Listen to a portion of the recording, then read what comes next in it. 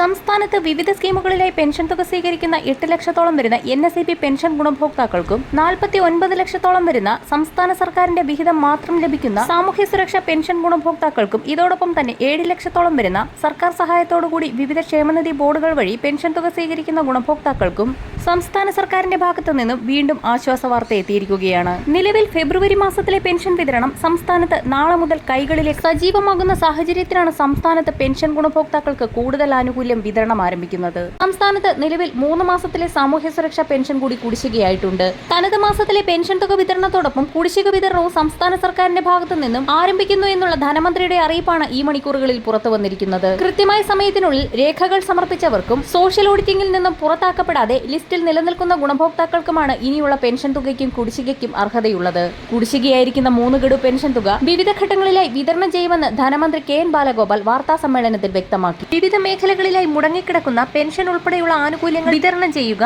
സാമ്പത്തിക വർഷാവസാനത്തിലെ ചിലവുകൾ മറികടക്കുക എന്നീ ലക്ഷ്യത്തോടുകൂടി സംസ്ഥാനം വീണ്ടും കേന്ദ്രത്തോട് കൂടുതൽ വായ്പ അനുവദിക്കണമെന്നാവശ്യപ്പെട്ടുകൊണ്ട് കത്ത് നൽകി. പെൻഷൻ കുടിശ്ശിക തീർക്കൽ, ക്ഷാമബത്ത കുടിശ്ശിക വിതരണം ചെയ്യുക, നിർമ്മാണ തൊഴിലാളി മേഖലകളിലെ കുടിശ്ശിക വിതരണം, മാർച്ച് മാസത്തിലെ പദ്ധതി ചെലവുകൾ മറികടക്കൽ എന്നീ ആവശ്യങ്ങൾ ഉന്നയിച്ചുകൊണ്ടാണ് വീണ്ടും വായ്പാനുമതി തേടിയിരിക്കുന്നത്. കൃത്യമായ സമയത്തിനുള്ളിൽ രേഖകൾ സമർപ്പിച്ചവർക്കും സോഷ്യൽ ഓഡിറ്റിംഗിൽ നിന്നും പുറത്താക്കപ്പെടാതെ ലിസ്റ്റിൽ നിലനിൽക്കുന്ന ഗുണഭോക്താക്കൾക്കുമാണ് ഇനിയുള്ള പെൻഷൻ തുകയ്ക്കും കുടിശ്ശികയ്ക്കും അർഹതയുള്ളത്. കുടിശ്ശികയായിരിക്കുന്ന 3 ഗഡു പെൻഷൻ തുക വിവിധ ഘട്ടങ്ങളിലായി വിതരണം ചെയ്യുമെന്ന് ധനമന്ത്രി KN ബാലഗോപാൽ വാർത്താ സമ്മേളനത്തിൽ വ്യക്തമാക്കി.